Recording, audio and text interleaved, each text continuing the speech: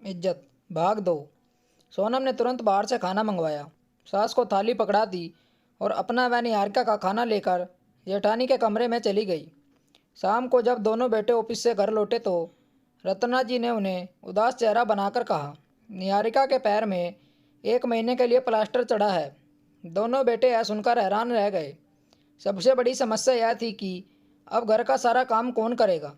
सोनम ने चुप्पी तोड़ते हुए कहा, कल से मुझे भी ऑफिस जाना है। मम्मी जी, सुबह से कुछ कामों में आपकी मदद कर सकती हूँ, लेकिन उसके बाद तो आपको खाना बनाना पड़ेगा, और वैसे भी मुझे तो पास्ता के अलावा कुछ नहीं आता। फिर जेठानी की देखभाल भी तो करनी है। मम्मी जी, आपको ही सब मैनेज करना होगा। यह सुनकर रत्ना जी के चेहरे पर रंग उड़ गया, मानो उन पर कोई पहाड़ टूट पड़ा हो। वह घबराकर बोली, मेरी तो काम करने की आदत छूट गई है, मुझसे यह सब नहीं होगा। एक काम करते हैं, निहारिका को उसके मायके भेज देते हैं। यहाँ खाना बनाने वाली और झाड़ू पोछा बर्तन करने वाली को रख लेंगे। सोनम तुरंत बोल उठी, मम्मी जी, यह कैसी बातें कर रही हैं आप। जेठानी जी ने सालों तक आपकी इतनी सेवा की, जब उन्हें आपकी ज़रूरत है तो आप उन्हें मायके भेजना चाहती हैं। वैसे तो आप उन्हें मायके जाने नहीं देती, और आप खुद ही तो कह रही थी कि वहाँ भेज दें। ससुराल वालों की बातें सुनकर निहारिका अपने कमरे में सुन रही थी। उसकी आंखों से आंसू बह रहे थे। वह धीरे से बोली, मुझे मायके जाने दो, क्योंकि यहाँ भले ही मुझे शारीरिक आराम मिले, लेकिन मानसिक सुकून कभी नहीं मिलेगा। अगले दिन अमन चुपचाप निहारिका को उसके मायके छोड़ आया। निहारिका के मायका जाने के बाद अमन और नीरज, समीर, दोनों भाइयों की अपनी कपड़े खुद ही प्रेस करने पड़ते थे। एक दिन झुंझलाकर अमन अपनी माँ से बोला, मम्मी, निहारिका थी तो कभी मुझे अपने कपड़े हाथ से प्रेस करने नहीं पड़ते थे। रत्ना जी ने गहरी सांस लेकर कहा, हाँ बेटा, सच कह रहे हो। हम सब ने उसे नौकरानी ही समझ लिया था। निहारिका को गए 1 महीना हो गया था और सबको एहसास हो रहा था कि उसके रहते ही घर में कितना आराम था। अमन अब अपनी पत्नी की असली कीमत समझने लगा था। इधर सोनम का पति नीरज भी रोज़ ऑफिस में डांट खा रहा था, क्योंकि वह बहुत देर से पहुंचने लगा था। सुबह कपड़े तैयार करके नाश्ता बनाने और टिफ़िन पैक करने में उसका काफ़ी समय निकल जाता था।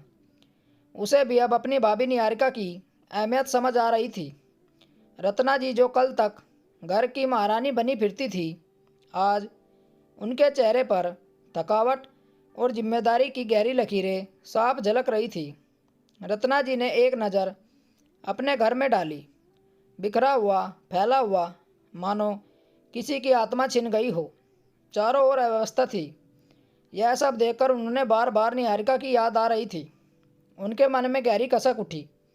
उन्हें अब यह एहसास हो चुका था कि निहारिका के बिना उनका घर बिल्कुल ऐसा है जैसे आत्मा के बिना शरीर। घर में दो दो नौकरानियाँ लगी थी, लेकिन उनमें से कोई भी वह अपनापन, वह लगाव नहीं दे पा रही थी जो निहारिका देती थी। सास की सेवा करने वाला कोई नहीं था। रत्ना जी के मन में पछताने की लकीरें गहरी होती चली जा रही थी। उन्होंने सोचा, जिस बहू को मैंने हर पल कोसा, ताने दिए और नीचा दिखाया, जिसकी मैंने कभी इज्जत नहीं की, वही बहू इस घर की साक्षात लक्ष्मी थी।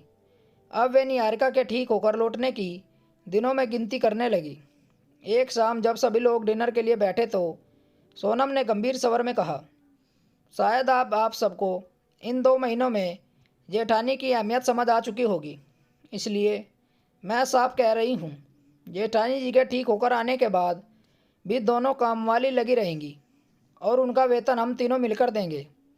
लेकिन खाने तो निहारिका ही बनाएगी, क्योंकि उसके हाथ के स्वाद जैसा खाना कोई नहीं बना सकता। और हाँ, उनके आने के बाद हम सब अपना अपना काम खुद करेंगे और उनकी पूरी इज्जत करेंगे, जो एक बहू का असली हक है। हमने उनकी कोई कदर नहीं की। शायद यह चोट हमें आईना दिखाने के लिए लगी थी। सोनम की बातें सुनकर सब लोग सिर झुकाकर बैठे थे। उन्हें अपनी गलतियों का एहसास हो चुका था। रत्ना जी की आंखों में नमी तैर आई। वे बोली, सच कहती हो सोनम। आखिरकार निहारिका के ससुराल वापस आने का दिन आ ही गया। पूरा परिवार निहारिका को उसके मायके लेने पहुंचा। कमरे में पहुंचते ही सोनम दौड़कर निहारिका से लिपट गई। उसकी आंखों में खुशी के आंसू थे। फिर उसने धीरे से सारी बात बताई, कैसे अब पूरे परिवार को निहारिका की असली इज्जत करने में लगी थी, कैसे घर की जिम्मेदारियां निभाते निभाते सब थक चुके थे। निहारिका भावुक होकर बोली, यह सब तुम्हारी वजह से हुआ सोनम, वरना मैं तो ऐसे लोगों के बीच घुट घुट कर जी नहीं पाती। लोग कहते हैं देवरानी जेठानी की लड़ाइयाँ मशहूर होती हैं, मगर ऐसा प्यार बहुत कम जगह देखने को मिलता है। सोनम मुस्कुराती हुई बोली, दीदी हमारा यह नाटक गुप्त ही रहना चाहिए, वरना सारी पोल खुल जाएगी। इसलिए आपको कुछ दिन तक लंगड़ा कर चलने का नाटक करना पड़ेगा। दोनों एक दूसरे की ओर देखकर जोर से हंस पड़ी। दोस्तों, अगर आपको कहानी पसंद आई हो तो कमेंट करके हमें ज़रूर बताइए। हमारे चैनल को सब्सक्राइब करना ना भूलें। मिलते हैं एक और अच्छी कहानी के साथ। कहानी सुनने के लिए धन्यवाद। राम राम दोस्तों।